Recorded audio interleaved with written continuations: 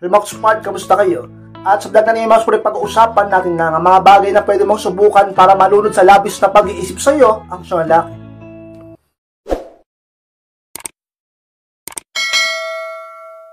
At kung handa na kayong lahat, masarap po tayo. At muli, be inspired!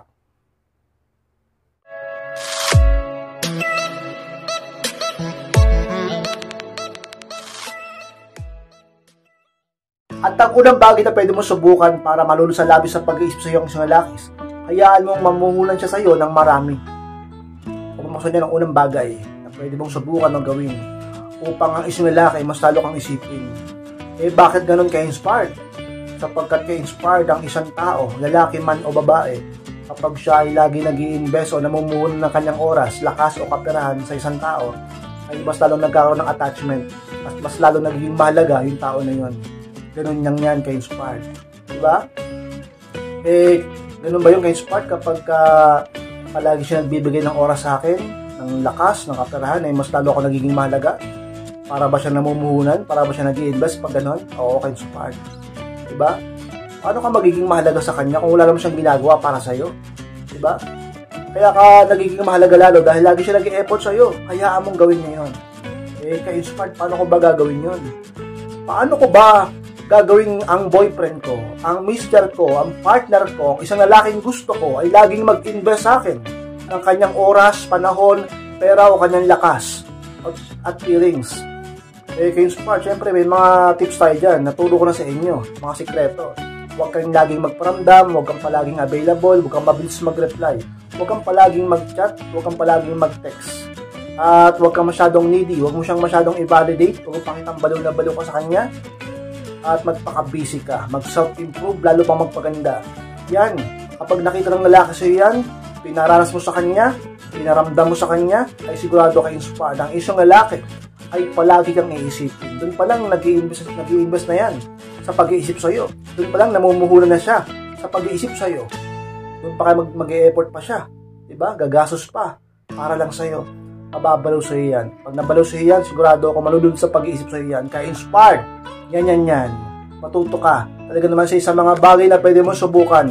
Kaya kung gusto mo na ang isang lalaki palagi kang isipin, ay pigilan mo yung damdamin mo. Pigilan mo yung sarili mo na ikaw ay laging maging needy sa kanya. Pakitang baliw ka sa kanya, na laging magparamdam sa kanya. Pigilan mo ang sarili mong huwag gawin yan, ka-inspired. Talaga namang magpaka-high value ka naman at i-focus mo naman ang isip mo sa ibang bagay, huwag puro sa lalaki. Upang ang lalaki maghabol sa'yo at palagi kang isipin, ka-inspired. At ang pangalawang baso na pwede mong subukan upang malulod sa pag-iisip sa iyo ang isang lalaki, iwasan maging agresibo sa pag-message at pag-reply. Ang pangalawang baso pa na talaga namang pwede mong subukan. Subukan mong, di ba, iwasan yung ganyang bagay na laging agresibo sa pag-message, maya ka may message. Kakausap nyo pa lang, mamaya may chat ka na namang bago, may text ka na namang bago, nagmi-miss call ka na naman, nangungulit ka na naman, kung ano naman yung mga pinagsend mo sa kanya. Alam mo ba, makukulit na lalaki sa'yo, at talaga namang matuturn up sa'yo, mawawala ng amor. Pinapakita mong low value ka, pakita mo may value ka sa pamamagitan ng binavalue mong oras mo, ang time mo, di laging sa kanya. Tapos, huwag rin masyadong agresibo sa pag-reply. Hindi ba sa inyo ang bilis mag-reply Alam mo talaga, walang ginawa sa buhay kundi maghintay sa message ng boyfriend niya walang asawa niya Daig pa yung daig pa yung wardya kong magbantay. Talaga naman, ang bilis mag-reply. Masyadong agresibo sa pag-reply. Tataka na lang yung lalaki, bilis naman mag-reply nito. Kakasend ko pa lang na message, may reply agad. Talaga naman, sin agad, talaga naman. Huwag kang maging ganyan o pumakit-spark upang ang isang lalaki ay hindi ka pagsawaan, upang ang isang lalaki ay hindi ma-turn up sa'yo, upang ang isang lalaki ay hindi manlamig sa'yo, upang ang isang lalaki ay palagi kang pahalagahan. Talaga naman, bagay na pwede mo subukan upang ang isang lalaki ay malunod palagi sa pag-iisip sa'yo. Dahil kung hindi ka magiging ganyan, ay ang isang lalaki ay laging siyang maghihintay sa'yo at siyang laging mag-e-effort sa'yo, ka-inspire. At ang pangatlong basis mo na pwede mo subukan para malunod sa pag-iisip sa iyo ang isang lalaki, iwasang palaging dumepende sa kanya. Yung pangatlong inspired. Huwag kang laging nakadepende lang sa kanya, sa mga desisyon mo, sa kaligayahan mo, sa mga bagay na magpapangiti sa iyo, sa bibigay ng pag-asa sa'yo, sa magpapasigla sa'yo, sa magpapagana sa'yo, sa bawat gusto mo, sa mga plano mo. Huwag kang laging dumepende sa lalaki. Upang sa lalaki, makita na high value ka at may sarili kang talaga namang katapangan sa sarili mo upang magdesisyon. At dahil doon, magiging mahalaga ka. At kapag naging mahalaga ka, syempre, palagi ka niyang isipin. Dugtong-dugtong lang yan eh. Pag nakikita niyang lagi ka nakadepende sa kanya, tulad nung halimbawa, kung anong oras ka matutulog, tatanong mo pa sa kanya, babe, love, mahal, anong oras ba ako matutulog? Anong oras ba ako gigising? Ano bang magandang suotin? Ano bang kulay? Ano bang pagkain? Saan ba ako pupunta? Ano bang ganito, ganyan? Sabihin na lang, ano ba naman to? Parang yung buhay niya, umiikot na lang sa akin. So, magboboring na lang sa'yo pag ganyan ka. Pakita mo may sarili kang desisyon. Independent na babae. Talaga namang may value sapagkat matalino. Ka-inspired, huwag laging ganyan upang isang lalaki ay humanga sa'yo. Palagi kang pahalagahan dahil doon palagi kanyang isipin, magiging malagat, lagi kanyang mamahalin. Ka-inspired. At ang pang-apat na values mo na pwede mong subukan upang malulod sa pag-iisip sa iyo ang isang lalaki. Damayan siya palagi sa mga problema niya. Yan ang pang-apat ka-inspired. Dapat bilang partner niya. Kahit hindi pa kayo. Or kahit wala kayong label. Kahit nagliligawan pa lang, kahit matagal na kayo, mag-asawa na, mag-boyfriend pa lang. Ano man ang sitwasyon nyo? Ano man ang status yung dalawa?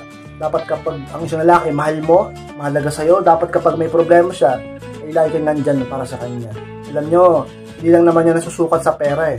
Sabi ng iba, kay Ismael, wala kasi akong tutulong sa salapi, sa financial. Lagi na lang bang pera? Alam nyo, yung presensya mo lang na may nakakausap siya, okay na yun eh.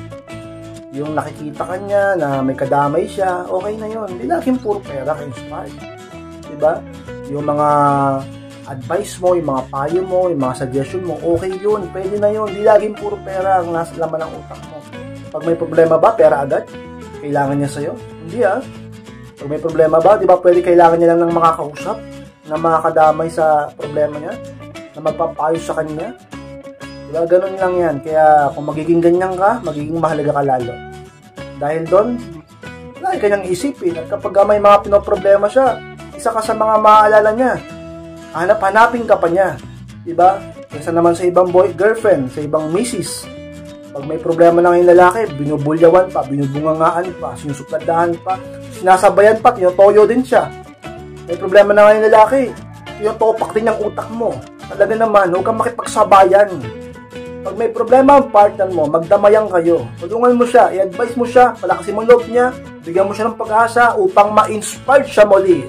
At dahil doon ka-inspired sa mga taong lagi nang hanap-hanapin at palagi nang isipin ka-inspired. Ano naman values mo na pwede mong subukan para malunod sa labis na pag-isip sa iyong isang lalaki? Bigyan mo siya ng pagkakataon sa ibang bagay o makapasensya sa mga bagay na pwede mong subukan. Paano gagawin yung ka-inspired na bigyan siya ng pagkakataon sa ibang bagay? At may isip niya ba ako pag ginawa ko yan at sinubukan ko yan? Oo naman mga ka-inspired. Dahil ang isang lalaki, lagi niyong tatandaan, mas gusto namin ng freedom. Alam ko na mga kababaihan, gusto niyo ng freedom o kalayaan. Pero mas gusto ng lalaki yan. Tandaan niyo yan. Lalo na mga kalalaki, gusto magsumikap sa buhay. Pag mature na yung lalaki, gusto niya mag-grind. At abutin niya mga pangarap niya. Gamitin yung lakas niya. Hindi nakakulong. Kaya nasasakal yung minsan, di ba? Humihiwalay. Kaya huwag ka masyadong mahigpit. Huwag nakakasakal. Huwag rin masyadong maluwag. Tama lang. Bigyan mo siya ng pagkakataon ng oras para sa sarili niya, sa mga bagay na gusto niya, para abutin niya ang kanyang pangarap. Huwag kang laging kumontra. Maging supportive ka. Huwag kang laging magtampo. Huwag kang laging sumimangot kapag may mga ginagawa siya. Bigyan mo siya ng pagkakataon na gawin yung mga bagay na gusto niyang gawin. Mga dapat niyang gawin para sa sarili niya, para sa buhay niya, para sa pamilya niya, para sa mga pangarap niya. Huwag kang, di ba? Huwag kang kukontra palagi. At huwag kang makikipagtalo sa kanya dahil lang sa sinasabi ng iba kay inspired. Minsan kinakalimutan niya ako, minsan di siya nagbibigay ng oras sa akin. Pati yung mga anniversary, monthsary namin, hindi niya na naalala. Ganito, ganyan, kay inspired, pag-usapan yung mabuti yan. Alam nyo, hindi naman lalaki lagi nagkakamali. Minsan nagkakamali ka rin, tandaan mo yan. Bakit? Puro lalaki lang ba nagkakamali? Di ba't nagkakamali ka rin? Yung iba nga, yung ibang babae nga, kahit mali na, ayaw pang amining mali sila eh. Gusto nyo, kayo pa rin ang tama eh. Yung iba lang naman, kay inspired. Diba? Pag ginawa mo yan, sigurado ang isang lalaki ay papasok ka kusa sa utak niya. Maaalala ka niya bigla. At lagi kang tatakbo sa isipan niya. Bagay na totoo sapagkat ka-inspired. hinayaan mo siya, binigyan mo siya ng pagkakataon na maalala ka. At diba, nakakadagdag ng halaga yun sa'yo. Pinapakita mo sa kanya na may tiwala ka sa kanya. At hindi siya masasakal sa'yo, magiging maligaya pa yan sa'yo. Talaga naman ka-inspired, mas lalo kanyang mamahalin pagka ganyan ka. At pang-anong bagay mo na pwede mong subukan para malulod sa labis ng pag-iisip sa'yo ang isang lalakis? Pagpakipot, minsan yan ang pang-anong ka-inspired. Ano yung ka-inspired? Magpakipot. Bakit naman? Pag di ka nagpakipot, palagi kang easy to get. Tingin mo ba, palagi kanyang isipin pag ganun? Dali-dali mo makuha. Tapos, dahil na easy ka, ikaw na mismo yung naghahabol, ikaw na mismo yung malagi nagme-message, nagpaparamdam. Dahil yung available, dahil easy ka eh. Dapat magpakipot minsan. Paano ba magpakipot kayo inspired?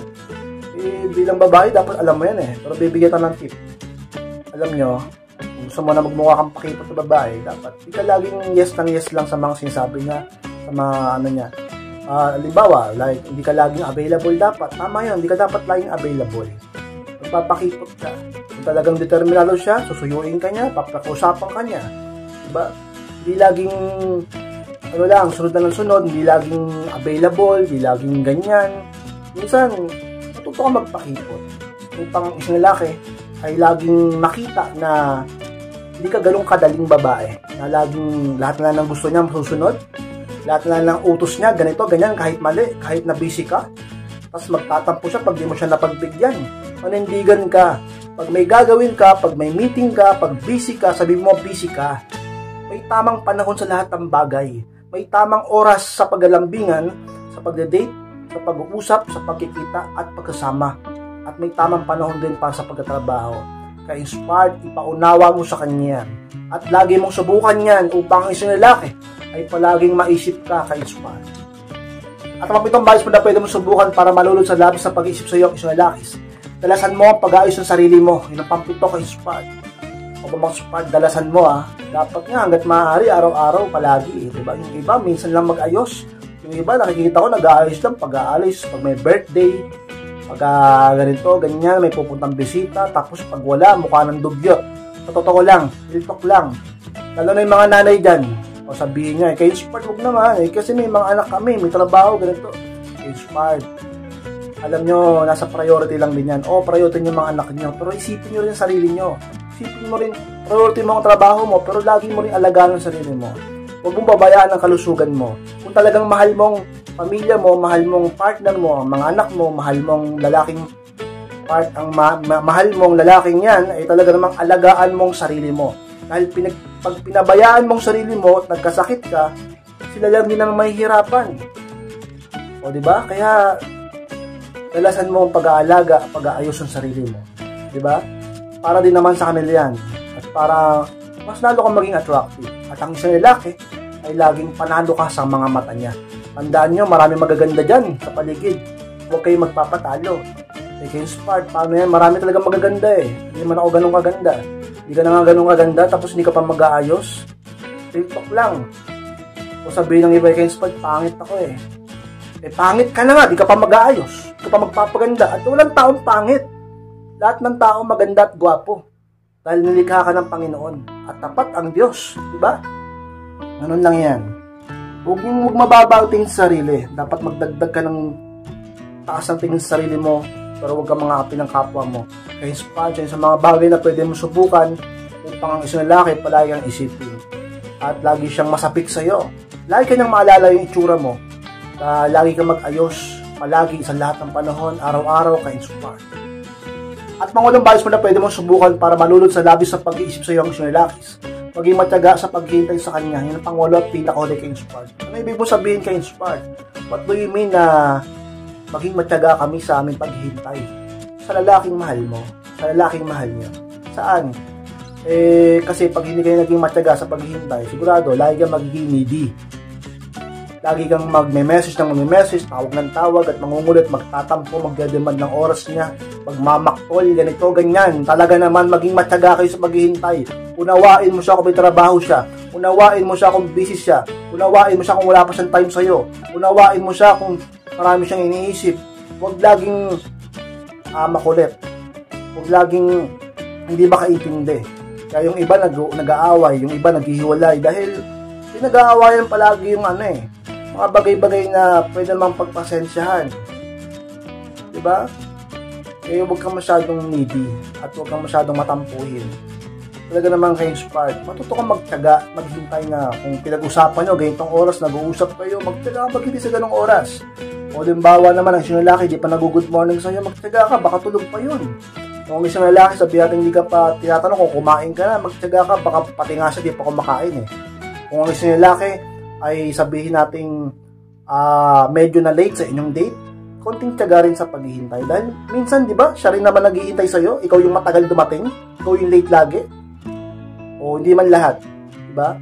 Kung ang isang lalaki, sabihin nating medyo nagkukulang sa'yo, kung medyo lang naman, matyaga ka na bumawi siya sa'yo. Hindi yung hiwalay na tayo, break na tayo.